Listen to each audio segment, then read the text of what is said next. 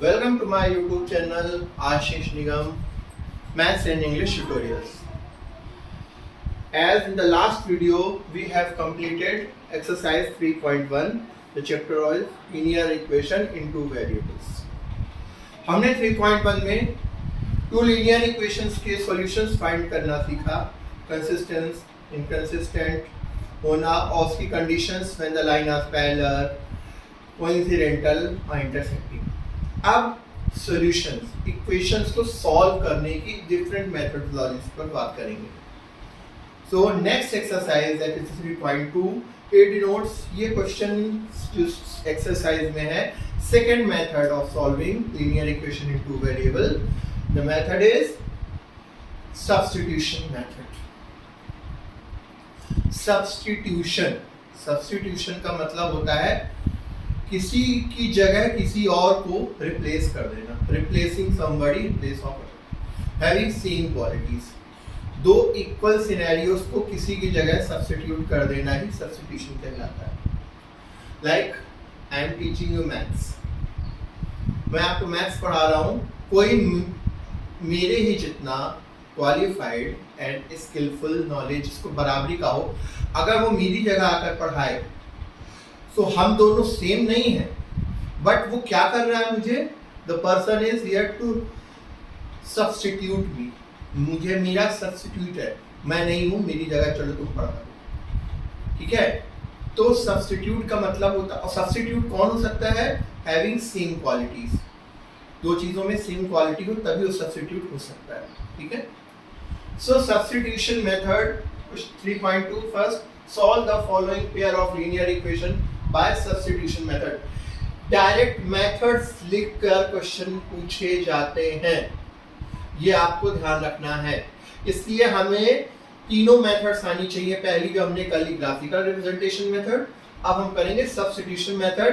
Please बहुत ध्यान से समझे, बहुत इजी है. ठीक है, first, x plus y is equal to 14, x minus y is equal to 4. This is equation number 1 and this is equation number 2.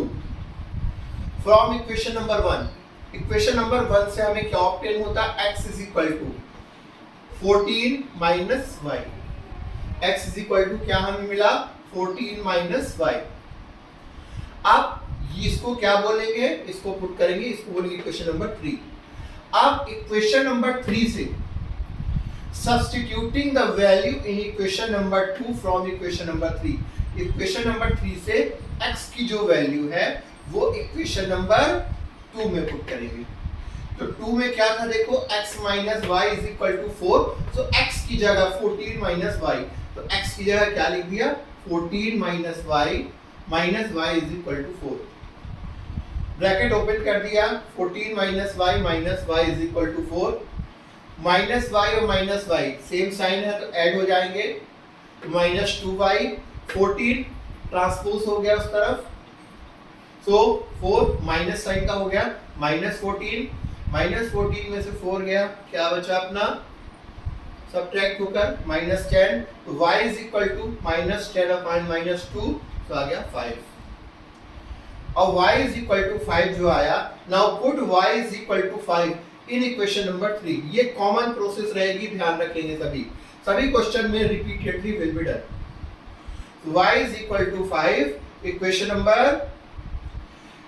3 में पुट कर देंगे, किसकी जगह, y की जगह. तो x is equal to 14 minus y की जगह क्या आ गया, 5, तो 14 minus 5 is equal to 9. So x is equal to क्या आ गया हमारा 9, y इज इक्वल टू 5 क्या हो गया, y इज इक्वल टू 5. हमारे इसके सॉल्यूशंस हो गए. सॉल्व करने का मतलब, इक्वेशन सॉल्व करने का मतलब क्या है, वेरिएबल्स की वैल्यू हमें फाइंड करनी है. समझ में आया बच्चों, कैसे करना है इसको. ठीक है, अब यही कॉपी पेस्ट मेथड सभी में जितने भी हम सब्स्टिट्यूशन मेथड से करेंगे ऐसे ही करेंगे. See another question number 2. s minus t is equal to 3, s upon 3 plus t upon 2 is equal to 6. कोई प्रॉब्लम नहीं है, x y की जगह यहाँ पर s और t में इक्वेशन है, दोनों लीनियर इक्वेशन s और t में है, वेरिएबल यहाँ पर s और t है.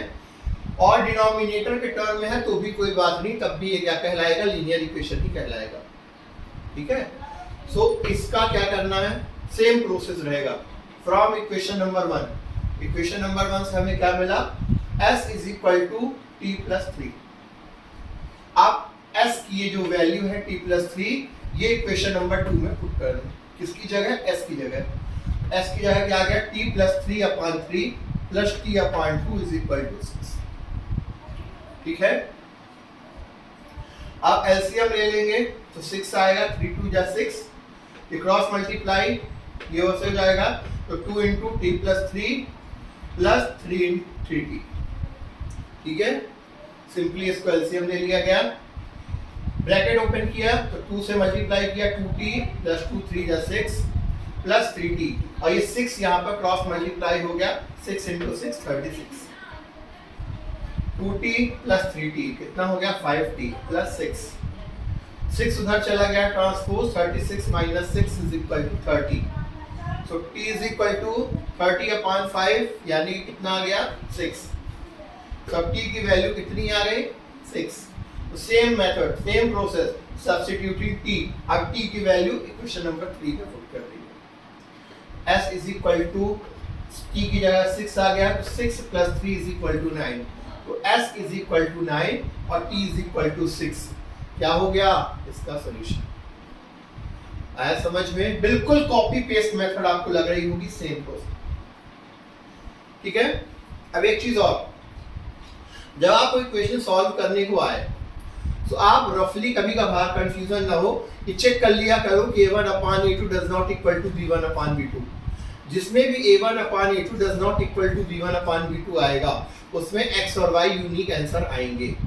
जैसे यहाँ पर 1 upon 1 is equal to does not equal to 1 upon minus 1, तो देखो एक ही आंसर आया। यहाँ 1 upon 3 does not equal to minus 1 upon 2, इसका भी देखो यूनिक आंसर आया।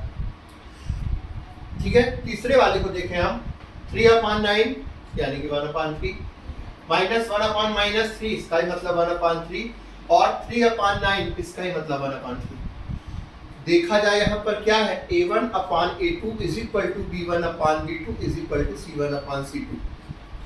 तो एक तरीका जिसको करने का ये हो सकता है कि हम डायरेक्टली इसको a1 upon a2 b1 upon b2 c1 upon c2 के टर्म में शो करके सीधे कह दे कि भाई it will have infinite many solutions. इसके क्या होंगे, दोनों सेम इक्वेशन लिखे हुए हैं देखा जाए तो, अगर हम इसमें से 3 कॉमन लेके कैंसिल कर दे, बोथ आर सेम। एक्चुअली में 2 लिखे हुए हैं लेकिन है तो सेम ही इक्वेशन, तो ये क्या बनाएंगे, ये कोइंसिडेंटल लाइन बनाएंगे, इनफाइनाइट मेनी सॉल्यूशन बनेंगे। एक तो ये तरीका हो सकता है करने का। दूसरा तरीका, मान लो हम भूल गए, हमें नहीं याद ये चीज, तब हम इसी प्रोसेस को फॉलो करेंगे। कैसे, फ्रॉम इक्वेशन नंबर 1 से y is equal to 3x minus 3, तो ये मिला, सब्स्टिट्यूट कर दिया value of y equation number 3 से इक्वेशन नंबर 3 से इक्वेशन नंबर 2 में, सो 9x माइनस 3 इंटू y की जगह क्या पुट कर दिया, 3x minus 3 is equal to 9। तो 9x 3 मल्टीप्लाई किया तो 9x प्लस 9 माइनस 3 प्लस 9 हो जाएगा, तो 9x से माइनस 9x कैंसिल हो जाएगा, क्या बचा 9 is equal to 9 which is always true. यहाँ पर वेरिएबल ही कट गया, 9 इज इक्वल टू 9 मीन्स यहाँ पर क्या है, अगर कोई भी 2 लीनियर इक्वेशन हम सॉल्व कर रहे हैं और एक की वैल्यू पुट करने पर दूसरा वेरिएबल खत्म हो जाए तो दोनों इक्वल वैल्यू आएंगी ही आएंगी, उस कंडीशन में इनफाइनाइट मेनी सॉल्यूशन की कंडीशन होती है। यहाँ पर वही है, this is always true, 9 is equal to 9 क्या हमेशा होगा। Hence the given pair of equation has infinite possible solution। इसके क्या हो सकते हैं, इनफाइनाइट पॉसिबल सॉल्यूशन हो सकते हैं। तो रिलेशन ऑफ दिस, तो इस रिलेशन को क्या कहेंगे, वो किस रिलेशनशिप में आएगा, y is equal to 3x minus 3। सो कुल मिलाकर इनफाइनाइट मेनी सॉल्यूशन है। इसको आप ऐसे भी कर सकते हैं, on the way I have told you, a1 upon a2 b1 upon b2 c1 upon c2 निकाल। समझ में आया सभी को, ठीक है। And now moving to the next question, fourth one, 0.2x plus 0.23y is equal to 1.3 ठीक है, and 0.4x plus 0.5y is equal to 2.3। अब देखिए, एक तो अगर आपको पॉइंट, मैंने पॉइंट से ही सॉल्व किया है, लेकिन अगर आपको सपोज करो पॉइंट से प्रॉब्लम है, सर कई बच्चे कहते हैं सर पॉइंट हमें दिक्कत दे रहा है, तो एक तरीका आप क्या कर सकते हो, इसको देखो पॉइंट के बाद कितनी है, 1 डिजिट सब में है, तो इस इक्वेशन 1 और इक्वेशन 2 दोनों को हम 10 से मल्टीप्लाई करके भी लिख सकते हैं। तो ये क्या हो जाएगा, 2x plus 3y is equal to 13, 4x plus 5y is equal to 22। उसको इस तरह भी सॉल्व कर सकते हो, आपका आंसर वही आएगा। ठीक है, अब हम पॉइंट के हिसाब से ही किए हैं, क्योंकि हम ऐसा चेंज करके कंफ्यूजन नहीं क्रिएट करना चाहते, लेकिन आप पॉइंट हटाकर भी कर सकते हो। अब इसको कैसे करेंगे, देखिए फ्रॉम इक्वेशन नंबर 1 सेम वही process, x is equal to 1.3, ये माइनस में हो जाएगा, माइनस 0.3y अपॉन 0.2। आप substituting this value in equation 2 से 2 में ये वैल्यू पुट करेंगे, जैसा कि सभी में करते आ रहे हैं, कर दिया। तो 0.4x की जगह ये वैल्यू आ गई 1.3 minus 0.3y upon 0.2 plus 0.5y is equal to 2.3। 0.2 से 0.4 को कैंसिल करेंगे, क्या आएगा, 0.2। ठीक है, आप 0.2 को अंदर मल्टीप्लाई करेंगे तो ये हो जाएगा 2.6, 0.6y plus 0.5y is equal to 2.3। ठीक है, 0.3 को इधर लिया है तो 2.6 माइनस 2.3 अब इन दोनों को 0.6y में से 0.5y माइनस हो जाएगा, तो क्या बचा, माइनस 0.1y। 0.1y को इधर ले गए तो 0.1y is equal to 0.3, so y is equal to 0.3 upon 0.1। तो क्या आया हमारा, point point cancel 3, y is equal to 3, हम इक्वेशन नंबर 3 में पुट कर देंगे, x is equal to 13 minus 0.3 into 3 upon 0.2 से आ गया 1.3, 13 नहीं सॉरी 1.3 माइनस 3 से मल्टीप्लाई किया तो 0.9 अपॉन 0.2, 1.3 से 0.9 माइनस किया तो 0.4 अपॉन 0.2, यानी कि क्या आ गया 2। x is equal to 2 and y is equal to 3। जैसा कि मैंने कहा इस तरह भी सही है, पॉइंट में करने का तरीका वही है। अगर आपको पॉइंट से प्रॉब्लम है तो बिगिनिंग में ही एक तरीका ये हो सकता है, आप पॉइंट खत्म कर दो, यहाँ पर एक स्टेप आपको बढ़ाना पड़ेगा, multiply equation number 1 and equation number 2 by 10, multiply by 10, तो दो नए इक्वेशन बन जाएंगे। इसको जब 10 से मल्टीप्लाई इसको भी कर दोगे तो 2x plus 3y is equal to 13, 4x plus 5y 23, और उसको सॉल्व करोगे तब भी आपको यही है। तो ये कहलाती है, this is called substitution method. एक वेरिएबल की वैल्यू को पुट करते हैं दूसरे इक्वेशन में, उसकी हेल्प से निकालकर अगेन इक्वेशन में ऑब्टेन वैल्यू को पुट कर देते हैं, तो अल्टीमेट आंसर हमारा x और y का आ जाता है।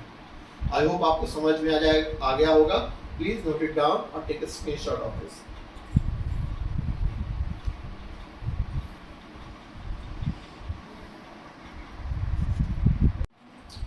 Now moving to the fifth question from the same method, root वाला क्वेश्चन है इसलिए वाला बता रहे हैं, क्योंकि रूट में कई बार आप लोग को कुछ बच्चों को कंफ्यूजन होती है। ठीक है, root 2x plus root 3y is equal to 0, root 3x minus root 8y is equal to 0। इसको भी हमें सब्स्टिट्यूशन मेथड से ही सॉल्व करना है। ठीक है, प्रोसेस बिल्कुल सेम रहेगा from equation number 1, but x is equal to so minus root 3y upon root 2। ठीक है, इक्वेशन नंबर 3 से हमें जो x की वैल्यू मिली ये इक्वेशन नंबर 2 में पुट करेंगे, किसकी जगह, x की जगह। तो रूट 3 इंटू एक्स की जगह क्या आ गया, माइनस रूट 3y रूट 2, और इधर पे क्या था, माइनस रूट 8y तो है ये।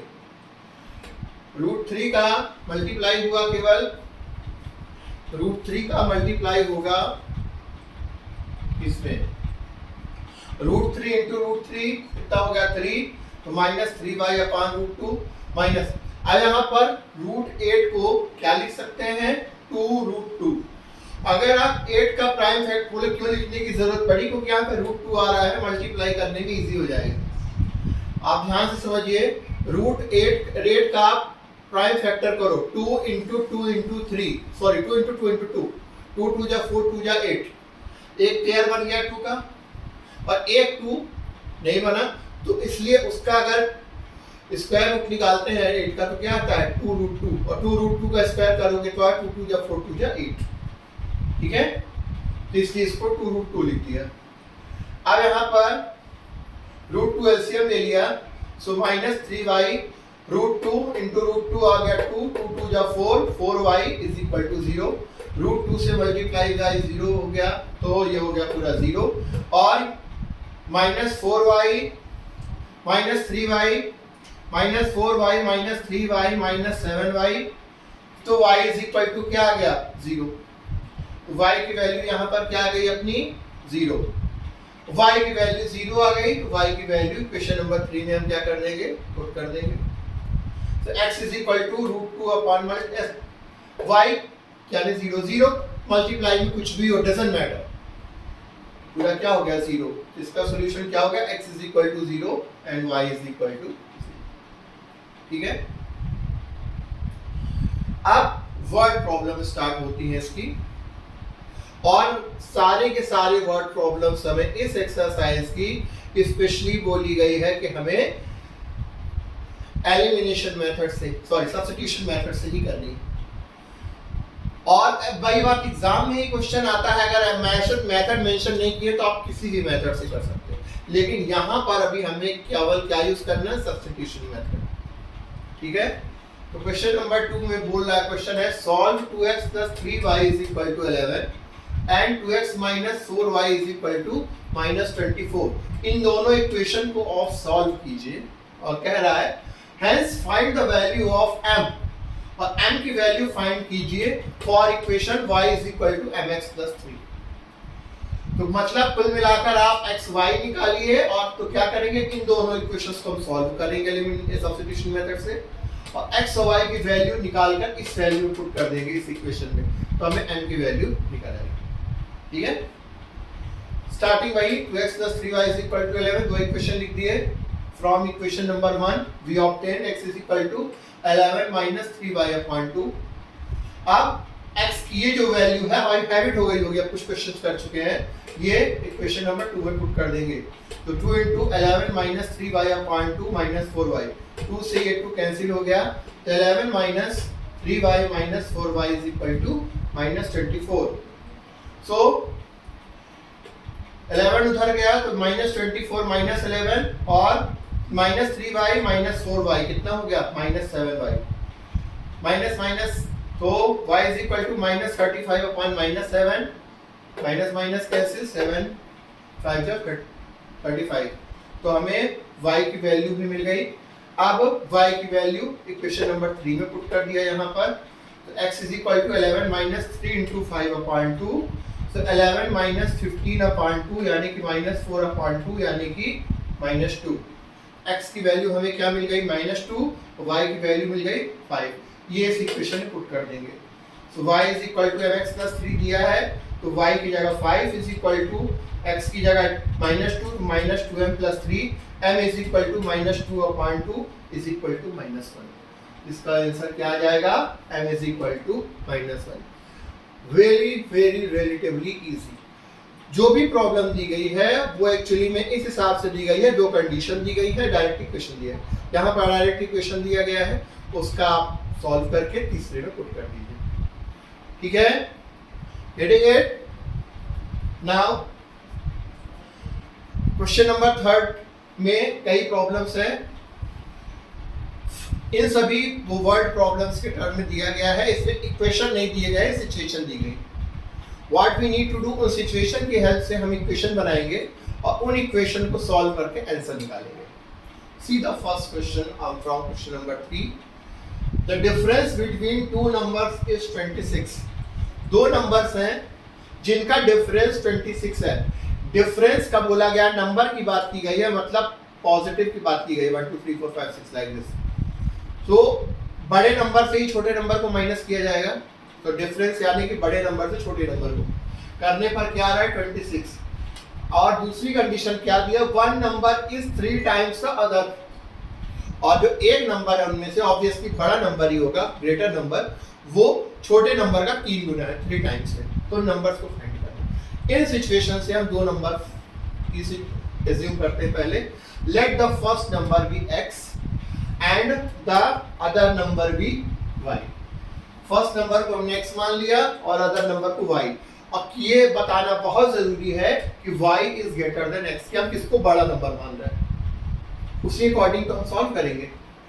y इज ग्रेटर देन 1, हमने ऐसा अज्यूम किया कि दोनों नंबर है लेकिन y is greater than x। Then according to the question क्या बोला गया है कि एक नंबर दूसरे नंबर का 3 टाइम्स है, तो बनी बात है छोटा नंबर बड़े नंबर का 3 गुना तो हो नहीं सकता, बड़ा नंबर ही छोटे नंबर का 3 गुना होगा। मींस y को हमने बड़ा नंबर माना है, तो y इज इक्वल टू का होगा 3x। और दूसरी सिचुएशन क्या दी है, दोनों नंबर्स का जो डिफरेंस है वो 26 है, मतलब बड़े नंबर से ही छोटे नंबर को माइनस किया जाएगा। That means y minus x is equal to 26। समझ में आ रहा है, दो इक्वेशन बन गए। यहाँ पर ऑलरेडी बना हुआ है y is equal to 3x, तो इक्वेशन नंबर 1 से y is equal to 3x की वैल्यू क्या करेंगे, इक्वेशन नंबर 2 में पुट करेंगे, ऑलरेडी उसी टर्म में बना हुआ है। So y is equal to 3x इसमें पुट किया तो क्या आ जाएगा 3x minus x is equal to 26, तो 2x is equal to 26, x is equal to 26 upon 2, यानी कि x इज इक्वल टू कितना गया 13। अब x इज इक्वल टू 13 जो आया इसको इक्वेशन नंबर 1 में पुट कर दिए। y इज इक्वल टू क्या मिल गया हमें, देखिए 3 into 13 is equal to 39।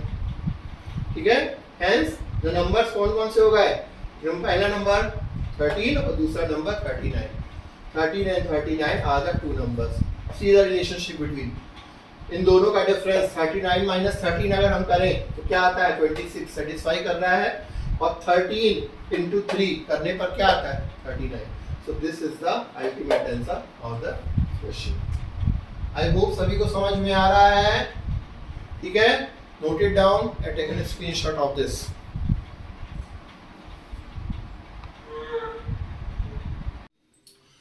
Now students, question number 3 जो हमें वर्ड प्रॉब्लम सॉल्व करनी है according to elimination substitution method, तो उसका जो सेकंड क्वेश्चन है इसमें अब वर्ड प्रॉब्लम में सिचुएशन दी गई है, उसके अकॉर्डिंग हमें क्या करना है, 2 इक्वेशंस बनाएंगे लीनियर इक्वेशन, और उन लीनियर इक्वेशन को उसी मेथड से सॉल्व करेंगे जो अभी हम कर चुके हैं।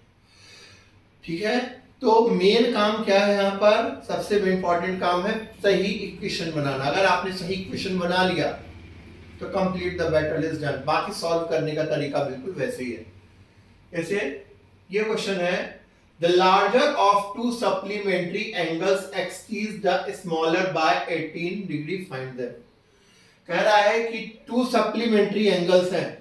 सप्लीमेंट्री एंगल्स हमने लोअर क्लासेस में ही पढ़ा है, क्लास 9 में प्रॉपरली है कि अगर दो एंगल्स का सम 180 हो तो both that angles are said to be supplementary, और 190 हो तो कॉम्प्लीमेंट्री। खैर यहाँ पे सप्लीमेंट्री की बात है, तो उनमें से कह रहा है कि जो बड़े और छोटे एंगल के बीच का जो डिफरेंस है वो कितना है 18, मतलब लार्जर एंगल में से स्मॉल एंगल को माइनस किया जाए तो 18 आएगा। ठीक है, या ये कह रहे हैं कि जो बड़ा वाला एंगल है वो छोटे वाले एंगल से 18 डिग्री अधिक एक्सीड्स, का मतलब अधिक, कुछ भी आप समझ सकते हैं। सो हमें वो दोनों एंगल फाइंड करने हैं। ठीक है, so let the larger angle be x, बड़े एंगल को हमने x मान लिया, and smaller angle be y, smaller angle को हमने क्या एज्यूम कर लिया y। सो हमें थोड़ा सा लिखना पड़ेगा, we know that the sum of the measures of angle of a supplementary pair, supplementary angles का जो मेजर होता है उनका जो पेयर का सम होता है वो ऑलवेज कितना होता है 180 डिग्री। ये क्वेश्चन मैंने दिया, ये हमें प्रॉपर्टी ऑफ सप्लीमेंट्री एंगल से डायरेक्टली यूज करना होगा। तो according to the question x plus y is equal to 180 degree. ठीक है, और क्वेश्चन में ये चीज दी है कि डिफरेंस उनका एक्सीड्स 18 डिग्री है, तो x minus y is equal to 18, या इसको ये भी लिख सकते हो x इज इक्वल टू वाई प्लस 18 डिग्री, तो x minus y is equal to 18 degree. Equation number 1 और इक्वेशन नंबर 2। बस अब आगे का रूल बिल्कुल वैसे ही है, we need to solve it in the same way.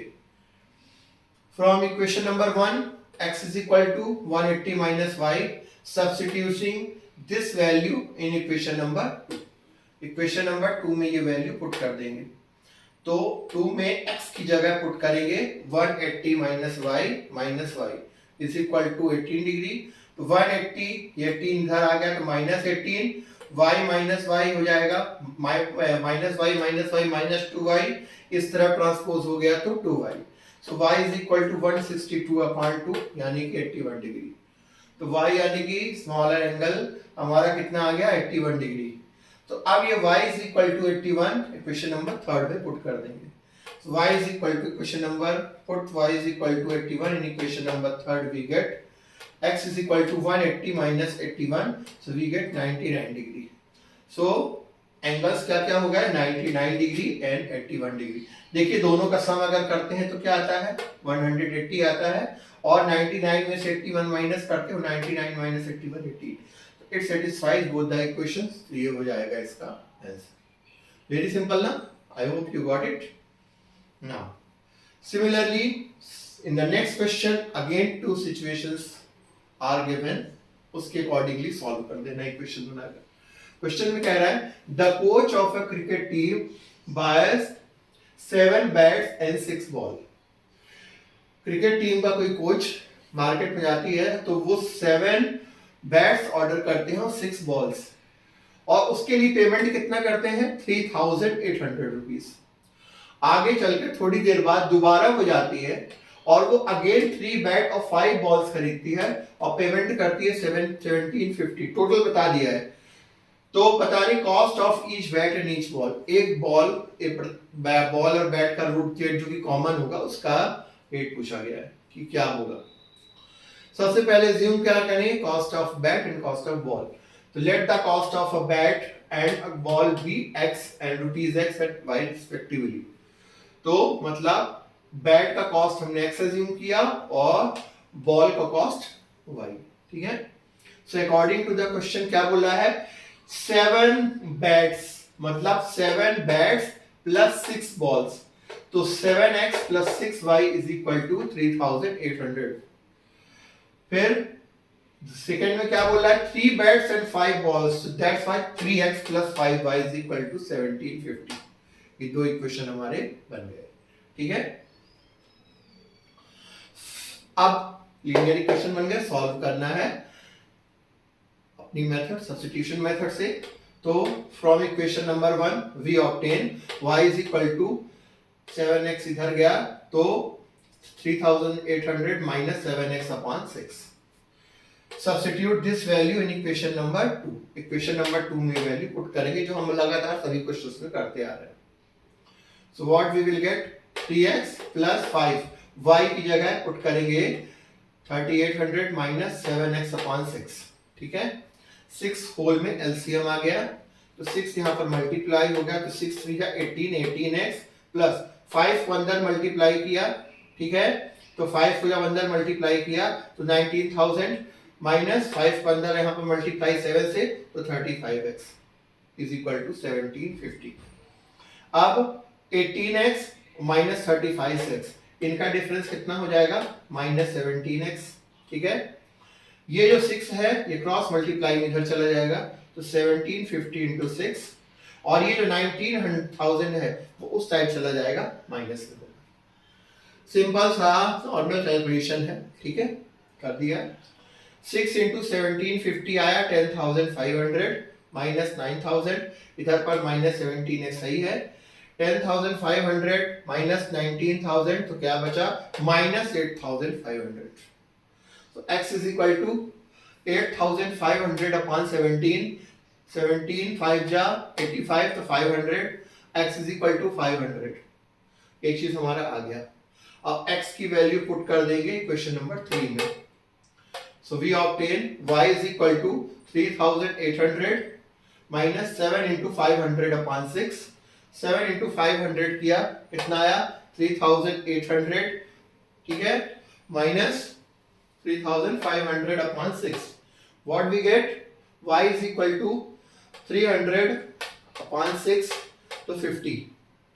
सो हमें क्या पता चल गया, कॉस्ट ऑफ अ बैट की कॉस्ट हमने x मानी थी, तो कॉस्ट ऑफ बैट कितना हो गया ₹500, और बॉल की हमने क्या मानी थी y, तो cost of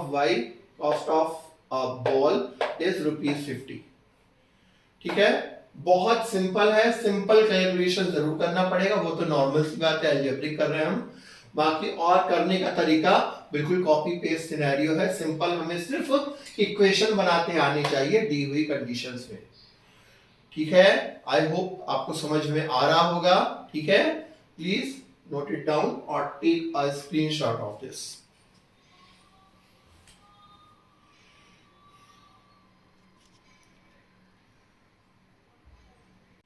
Now, moving to the fourth question of question number 3, word problem. ये क्वेश्चन थोड़ा सा समझते हैं। A taxi charges in a city consist of a fixed charge together with the charge for the distance covered. For a distance of 10 kilometer, the charge paid ₹105. सबसे पहली बात ये समझते हैं क्वेश्चन क्या कह रहा है। सपोज कीजिए हम कोई टैक्सी हायर करने वाले हैं कहीं घूमने के लिए, ठीक है। सो टैक्सी वाले ने अपने यहाँ का क्या रूल रखा है इस क्वेश्चन के हिसाब से कि भाई मैं एक फिक्स चार्ज लूंगा, मेरा एक चार्ज फिक्स है, मेरी गाड़ी ले जा रहे हो आप, ठीक है, आप उसका क्या करते हो, चाहे आप घर में रख कर ला के रख दो, कोई दिक्कत नहीं है, मैं एक फिक्स चार्ज लूंगा। ठीक है, जैसे मैं सपोज करो मेरी कार है, मैं अपनी कार किसी को किराए पर देना, मैं बोला ठीक है भाई कार तुम्हारी हुई ले जाओ किराए पर, लेकिन मुझे जो अमाउंट चाहिए वो इस प्रकार से चाहिए कि 1000 रुपीज में गाड़ी का चार्ज लूंगा, फिक्स चार्ज। ठीक है, अब 1000 रुपीज मेरा फिक्स है, अब उसके बाद मेरा चार्ज पर किलोमीटर के हिसाब से, आप 10 किलोमीटर चलाते हो, 20 किलोमीटर चलाते हो, 50 किलोमीटर चलाते हो, 100 किलोमीटर चलाते हो, तो उसके हिसाब से पर किलोमीटर के हिसाब से चार्ज फिक्स है। तो सिंपल सी बात यह है, चाहे मुझसे मेरी कार लेने किसी को 10 किलोमीटर गाड़ी भी चलानी है, तो मैं भी उससे फिक्स चार्ज 500 दूंगा, प्लस कितना 10 से मल्टीप्लाई करूंगा जो मैं पर किलोमीटर का चार्ज लेना चाहता हूं, और एक जो मेरी को 100 किलोमीटर ले जाना चाहता उससे भी मेरा फिक्स चार्ज फिक्स होगा। फिक्स चार्ज का मतलब ये फिक्स कि मुझे इतना अमाउंट आपसे सबसे चाहिए, फिक्स है, उसमें मेरा किसी से डिस्क्रिमिनेशन नहीं। हाँ, फाइनल अमाउंट इस बात पर डिपेंड करेगा कि आप चार्ज पर किलोमीटर कितनी ज्यादा गाड़ी चला रहे हो। सपोज करो जितनी ज्यादा आप गाड़ी चलाओगे उसके हिसाब से आपको, अगर हम 10 रुपीज पर किलोमीटर के हिसाब से सपोज करो लेते हैं, 100 किलोमीटर चला तो आपका 1000 प्लस 10 इंटू 100, ठीक है, वो ऐड होकर लोगे, और जो 10 किलो, ठीक है, और जो जैसे 10 किलोमीटर चलाएगा 10 इंटू 10 के हिसाब से प्लस करके देगा। ठीक है, ये क्वेश्चन का मेन थीम है। तो कह रहा है कि इस सिचुएशन में जब 10 किलोमीटर की डिस्टेंस कवर की जाती है तो चार्ज पे करना पड़ता है 105 रुपीज, और जब जर्नी 15 किलोमीटर की होती है तो चार्ज पे करना है 155 रुपीज। तो हमें बताना है फिक्स चार्ज और चार्ज पर किलोमीटर क्या है, और उसके बाद ये पूछा गया है कि अब बताओ 25 किलोमीटर अगर गाड़ी चलेगी तो कितना पैसा खर्च करना पड़ेगा। इसमें वही चीज जो हमें पता लगाना है, फिक्स चार्ज को हमने मान लिया x किलोमीटर रुपीज x, और x रुपीज x, और पर किलोमीटर चार्ज है रुपीज y। ठीक है, ये तो क्वेश्चन में क्या बोल रहा है कि पहले 10 किलोमीटर चलने पर हमें कितना पे करना पड़ा 105। ध्यान से समझिए, 10 किलोमीटर में भी फिक्स चार्ज तो लगेगा ही लगेगा, x फिक्स चार्ज है, प्लस जितना भी रेट है 10 किलोमीटर जाना है multiply by y, so x plus 10y is equal to 105। ठीक है, 10 डेज की बात है, फिक्स तो सबको देना है, तो ये तो x सब में जुड़ेगा, plus 10y is equal to 105। फिर बोला है सेकेंड सिचुएशन में 15 किलोमीटर जब गाड़ी चलती है लेकर उठ जाता है तो 155 रुपीज पे करता है। तो 10 किलोमीटर वाले को भी फिक्स चार्ज पे करना है और 15 किलोमीटर वाले को फिक्स चार्ज पे करना है। तो इसका क्या हो जाएगा, x plus 15y is equal to 155। ठीक है, बस from equation number 1 substitution method apply करते हैं। सॉल्व 1 से क्या मिलेगा, 105 माइनस 10y, ये क्वेश्चन नंबर 2 में पुट कर देंगे x की जगह है। तो 105 minus 10y plus 15y is equal to 155। 10y 15y में से 10y गया तो 5y बचा, 105 इधर चला गया, 155 माइनस 105 कितना आ गया 50। So y is equal to 50 upon 5 यानी कि 10। तो y कितना आया 10। अब y की ये वैल्यू इक्वेशन नंबर 3 में पुट कर देंगे। Putting this y is equal to 10 equation number 3। So हमें क्या मिलेगा, x is equal to 105 minus 10 into 10। तो 105 माइनस 100, 10 10 100 तो 5। सो हमें फिक्स चार्ज क्या हमने माना था, फिक्स चार्ज हमने माना था x, तो फिक्स चार्ज आया ₹5 और चार्ज पर किलोमीटर कितना आया है ₹10। पहली चीज हो गई जो निकालने को बोला गया। अब बोला गया 25 किलोमीटर में कितना चार्ज आएगा। सिंपल सी बात है, 25 किलोमीटर का इक्वेशन क्या बनेगा, x प्लस 25y। जब 10 किलोमीटर का बना था x प्लस 10y, तो इसका क्या बनेगा, x प्लस 15y बना था। तो 15 का तो 25 का क्या बनेगा, x प्लस 25y। x की वैल्यू है 5 निकाल लिए हैं और y की value 10।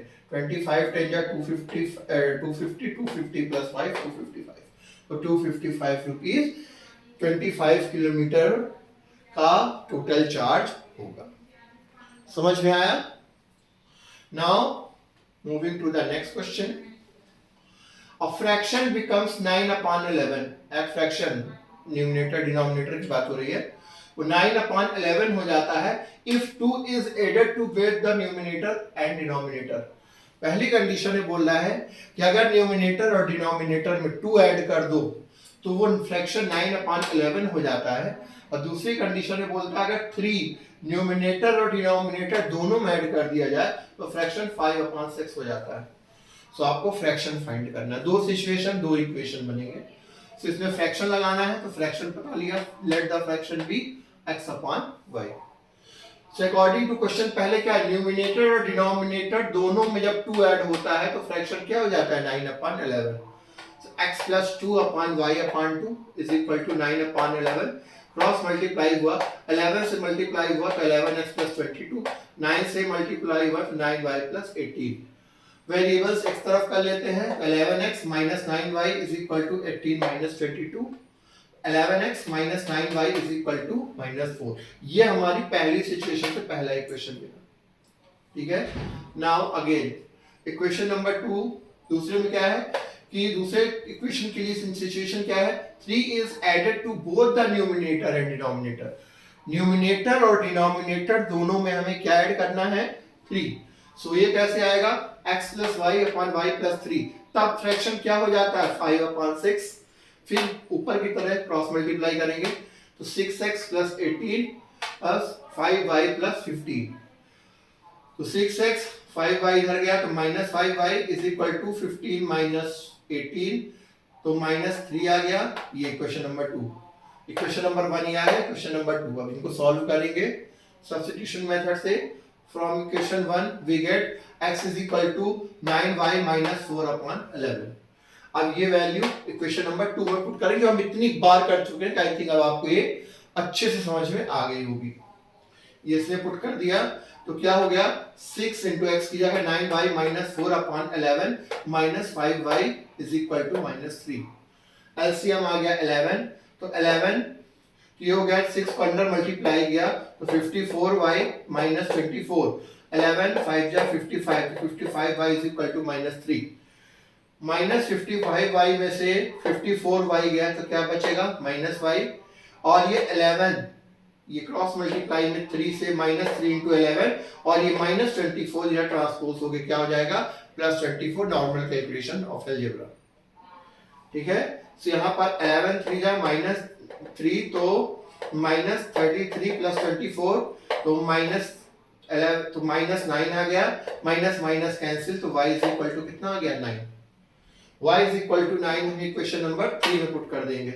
x is equal to 9 into 9 -4 upon 11, तो 9 9 जा 81, 81 माइनस 4 अपॉन 11, 81 में से 4 क्या है 77, 77 अपॉन 11 is equal to 7। So fraction हमने क्या अज्यूम किया था x अपॉन y, x की जगह क्या आ गया 7, y की जगह क्या आ गया 9, तो y upon 9 sorry x upon y यानी कि 7 अपॉन 9 हमारा क्या हो जाएगा अल्टीमेट आंसर। बिल्कुल सिंपली आपको समझ में आ गया होगा, ठीक है, प्लीज इसे नोट करें, ठीक है, या इसका स्क्रीनशॉट ले लें।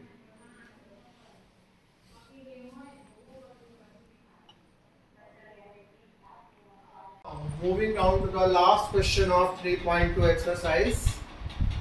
Question 6 says, ये क्वेश्चन थोड़ा ध्यान से समझेंगे, सिंपल है लेकिन समझना है।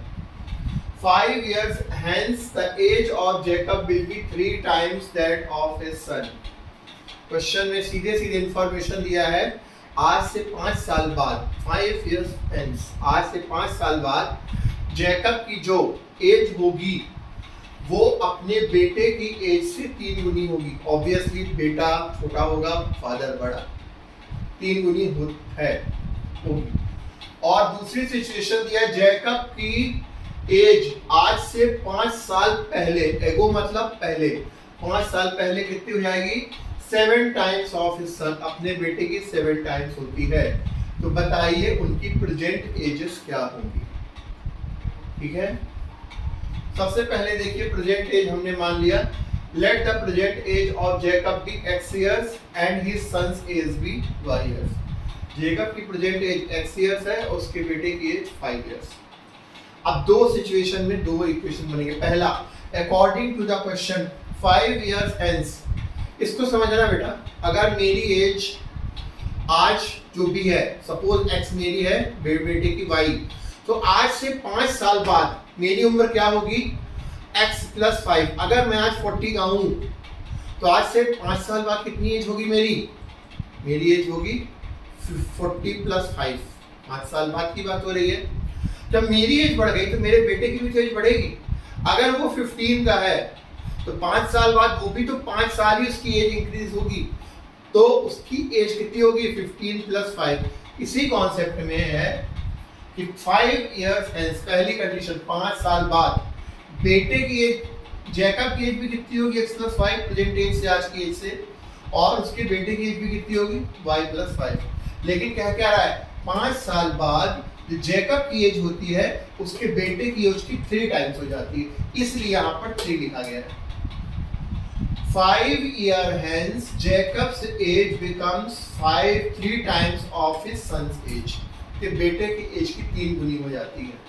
तो x प्लस 5, 3 को मल्टीप्लाई किया 3y प्लस 15, तो 3y इधर लिया 5 इधर ले गए, तो x minus 3y is equal to 15 minus 5, तो x minus 3y is equal to 10। ये हमारा पहला इक्वेशन पहली सिचुएशन से मिला। ये 5 साल बाद की सिचुएशन दी गई थी। अब सेकंड कंडीशन है 5 years ago, इसलिए लिखा है अगेन 5 years ago, फिर से बात हो रही है 5 साल पहले। एगो मतलब अगर वैसे समझो, आज मेरी एज अगर 40 की है तो 5 साल पहले मेरी एज कितनी रही होगी 40 माइनस 5। अगर मेरे बेटे की प्रेजेंट एज अगर 15 years है तो 5 साल पहले उसकी कितनी रही होगी 15 माइनस 5। ये आप समझ रहे हैं। तो उसी तरह जैकब की 5 साल पहले एज कितनी हो जाएगी x माइनस 5 और उसके बेटे की y माइनस 5। अब सिचुएशन क्या दिया है कि 5 साल पहले जो जैकब की एज होती है, अब उसके बेटे की एज की 7 टाइम्स 7 गुनी हो जाती है। 7 टाइम्स हो गया, ठीक है। 7 से मल्टीप्लाई 7y माइनस 35, ठीक है। 7y को इधर लिया है, 5 को इधर ले गए, माइनस 5 को, तो माइनस 5 प्लस 5 हो गया, और ये minus 7y, x minus 7y is equal to minus 30। Equation number 2, 1 और 2, बस इक्वेशन बन गया। Main battle is done as far as word problem is concern. अब इन दोनों को सब्स्टिट्यूशन मेथड से सॉल्व। फ्रॉम इक्वेशन नंबर 1 से हमें क्या मिलेगा x is equal to 10 plus 3y, ये इक्वेशन नंबर 2 में पुट किया, 2 में पुट करने पर क्या मिला 10 plus 3y minus 7y is equal to minus 30।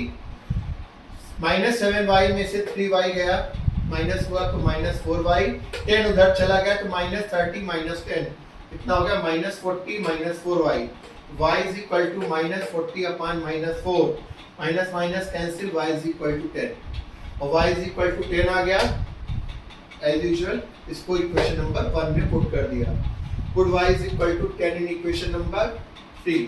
तो हमें क्या मिला, x is equal to 10 plus 3 into 10, 3 into 10 30, 30 plus 10 40, x आ गया, दोनों आ गया।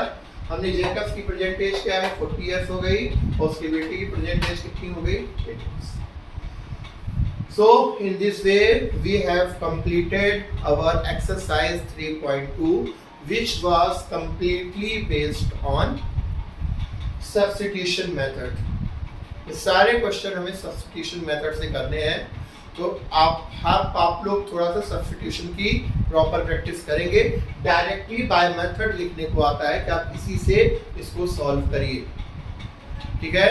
I hope this you have understood this exercise and this method properly, okay, so make proper notes, इसको properly लिखें। एक दो बार लिखने का तरीका बिल्कुल ऐसे ही होगा, it should be written word problems and whatever the things are being explained, it should be written in the same way to get full marks।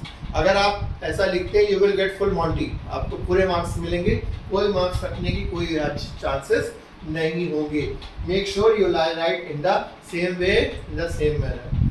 I hope you got my point, so do like and subscribe my channel and share with your friends and learn like a warrior and study like a true students. Have a nice day, take care, take a screenshot of this।